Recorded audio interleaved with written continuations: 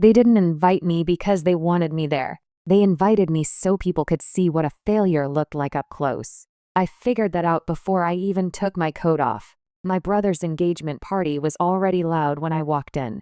Laughter. Champagne. People leaning in close like they belonged. My mom spotted me and smiled too quickly. "Oh, good," she said, loud enough for the group around her to hear. "You actually came."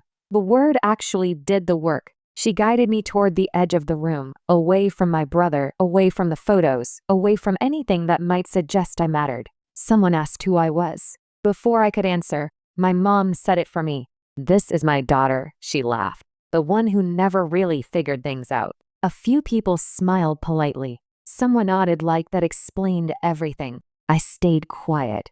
I always did. That's when my brother's fiancée stepped closer. She looked at me, then frowned slightly, not confused, surprised. "You're Kira?" she said clearly. The room didn't just quiet. It stopped. My mother's laugh died mid-breath, because for the first time that night, someone said my name like it meant something, and everyone else realized they'd been listening to the wrong story. My brother's fiancée didn't look away. That was the first thing that felt different.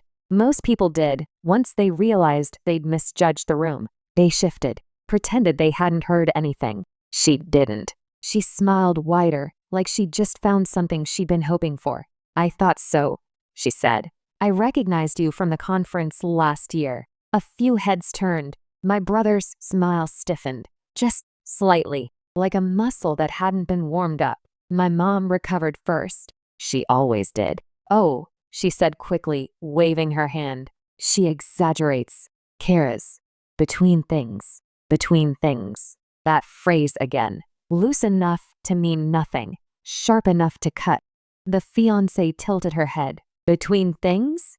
she repeated. "Yes," my mom said, laughing too brightly. "She's always been creative." I didn't correct her. I didn't need to, because the fiancée was already shaking her head. "That's not what I meant," she said. "Kira led the team that redesigned our entire back end. We used her framework." The room shifted, not loudly, collectively. Someone set their glass down. Someone else stopped smiling altogether. My brother finally spoke. "You're confusing her with someone else," he said. The fiancée turned to him, still calm. "I'm not," she replied.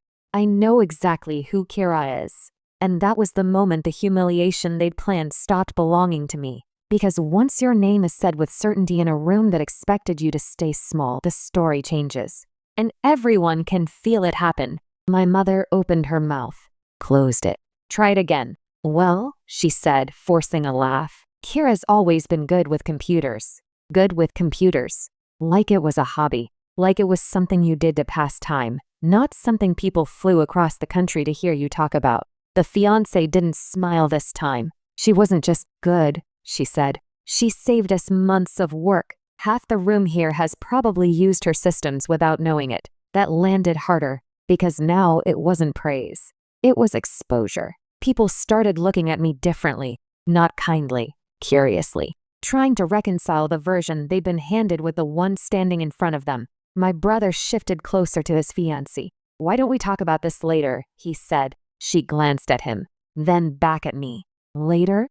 she asked. "Why later?" Silence stretched. No one answered. My mom's face had gone tight, like she was holding something back. Control. Narrative. Years of careful framing. I felt strangely calm. This wasn't a reveal I'd planned. I hadn't prepared lines or waited for a moment. All I'd done was show up, and that was enough. Because the truth doesn't need timing. It just needs air. The fiancée turned fully toward me. "I'm glad you came," she said, and she meant it. Behind her, my mother finally understood what was happening. They hadn't just lost control of the story, they'd lost the audience. And once that happens, there's no way to laugh it off. You can only stand there and watch as the room rewrites who you are, without asking permission. Someone asked a question from the back of the room. Not loud, not aggressive, just curious. "Wait," a man said, setting his glass down. "Are you the Kira who published that security paper last spring?"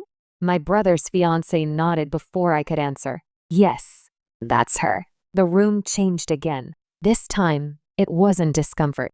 It was recalculation. People started replaying the last few minutes in their heads. The jokes, the dismissive smiles, my mother's comment about me never figuring things out. My mom tried to interrupt. She's very modest, she said quickly. Always downplays things. Downplays. As if this were my fault. I finally spoke. I didn't come here to talk about work, I said evenly. I came because I was invited. That landed clean. Because it exposed the truth without accusation. Why had I been invited? The fiancé looked at my mother now, directly. You didn't mention Kara was family, she said.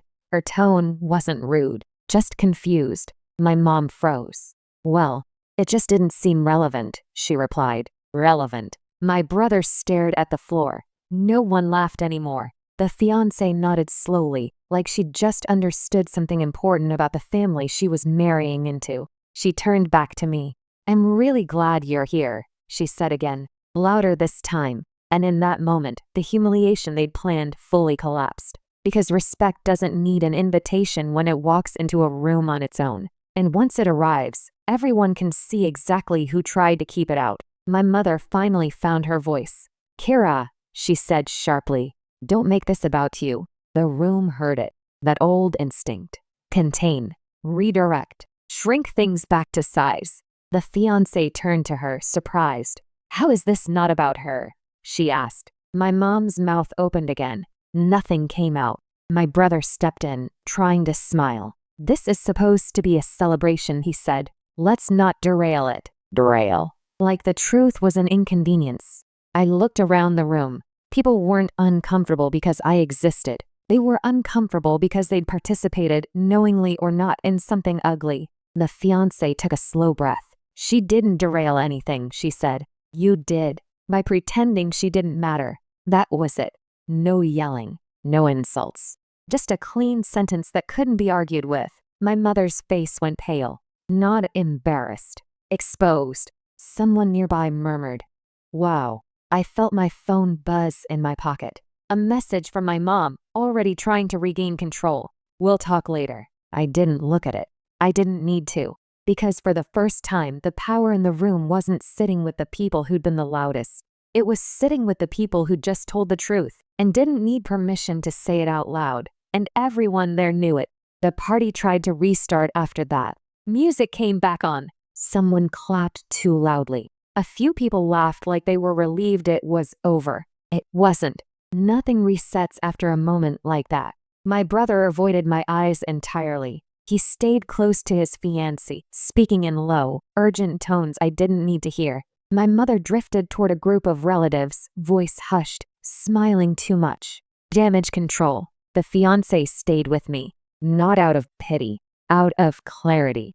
I'm sorry, she said quietly, for how they talked about you. I shrugged. They always do. She frowned at that, not confused, angry. That's not normal, she said. I smiled. It wasn't bitter, just tired. Across the room, a few people approached me. Careful questions, polite interest. They weren't trying to impress me. They were trying to recalibrate. My name had weight now, not because of what I said, because of who recognized it. That's how rooms work. Status moves fast when the right person speaks. My mom watched from across the room, frozen in that half smile she used when she couldn't intervene without making things worse. She didn't come over. For the first time in my life, she didn't correct the narrative, because she couldn't. Not with witnesses who knew better. Not with someone beside me who refused to play along. The humiliation hadn't disappeared. It had just changed direction. And everyone in that room knew exactly where it was pointing now. My mother tried once more before the night ended. She waited until I was alone near the balcony, away from the noise. Close enough to whisper. Far enough to avoid witnesses. You didn't need to embarrass us like that, she said.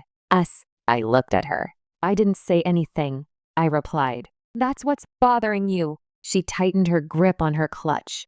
You know what people will think. I nodded. Yes, I do. That was the problem. For years, she'd controlled the story because no one questioned it.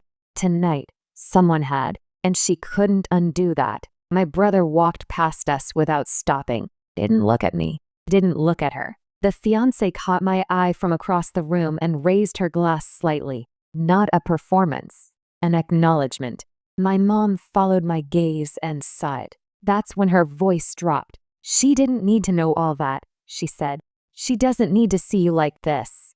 I smiled. This is me, I said. You just forgot. She stared at me, searching for the version of me that would soften, explain, apologize for existing too loudly. She didn't find it. I'm leaving, I said. She opened her mouth, then stopped, because for the first time, she understood something important. I wasn't leaving in shame. I was leaving intact, and that terrified her more than any argument ever could. I didn't rush out. That mattered. I said goodbye to the people who spoke to me like an equal. I thanked the host. I smiled at the fiancé one last time. Normal behavior. Grounded. Unbothered. That's what made it land. My mother watched me from across the room, frozen between anger and calculation. She wanted a scene, or an apology, anything she could frame later. I gave her neither. Outside, the night air felt lighter than the room had been all evening, like pressure finally releasing. My phone buzzed before I reached my car. A text from my brother. Why would you do that? No greeting. No accountability. Just blame. I didn't answer. Another message came in from my mom seconds later. We need to talk about what just happened. I smiled. They always want to talk once control slips. I drove home without music, without replaying the night. I didn't need to. What mattered had already happened. The room had seen me as they described me, and then watched that version collapse in real time. That kind of correction doesn't fade. By the next morning, the story would already be different. Not because I'd explained myself, because someone credible had spoken my name out loud. And once that happens, no amount of quiet rewriting can put it back the way it was. They'd invited me to be humiliated. Instead, they handed me witnesses. And that's the one thing a controlled narrative can't survive. I heard about the fallout before anyone admitted it to me. A mutual friend texted the next day. Things got weird after you left. That was all she said. I didn't ask for details. I already knew the shape of it. Once a room realizes it's been misled, people start asking quiet questions. Not out loud. In corners. On the way out. Who was she, really? Why hadn't anyone mentioned that? How did they know her work? Those questions don't disappear. They multiply. My mother didn't call that day. Or the next. When she finally did, her voice was measured. Careful. We were just surprised, she said. That's all. Surprised by what? That someone knew me, that I wasn't who they'd said I was, that their version of me didn't survive contact with the real world. I didn't plan that, I said. I just showed up. She didn't argue, because planning had always been her domain. My brother sent a message later that night, longer this time, explaining, deflecting. He said I should have told them, should have warned them. Warned them of what? That lying about someone only works until the wrong person speaks up. I didn't respond. There was nothing left to clarify. They'd spent years drinking me in private. All it took was one moment in public for that effort to unravel. Not loudly, not dramatically, just enough that it couldn't be ignored anymore. And once people see the gap between who you are and who you were painted to be, they don't forget it. They remember who controlled the brush. I didn't hear from my mother again for a while after that. Not because she didn't want to talk, because she didn't know how. She couldn't scold me without admitting she'd lied. She couldn't apologize without losing authority. And she couldn't pretend nothing happened, because too many people had seen it. So she did nothing. That was her version of retreat. My brother's engagement moved forward. Photos went up. Captions stayed cheerful. But something had shifted underneath it all. I wasn't mentioned anymore. Not as a joke. Not as a cautionary tale. Just omitted. And that told me everything. They hadn't rewritten the story. They'd abandoned it. Because the truth had entered the room once, and it hadn't needed my help to stay. I didn't gain anything tangible that night. No apology. No reconciliation. What I gained was freedom. Freedom from defending myself. From correcting assumptions. From trying to earn space in rooms where my absence was more convenient. I didn't humiliate anyone. I let them humiliate themselves by underestimating me in front of someone who knew better. And that's the kind of moment you don't chase. You don't recreate it. You just walk away from it knowing one thing for certain. The story they told about me only worked as long as no one else said my name out loud.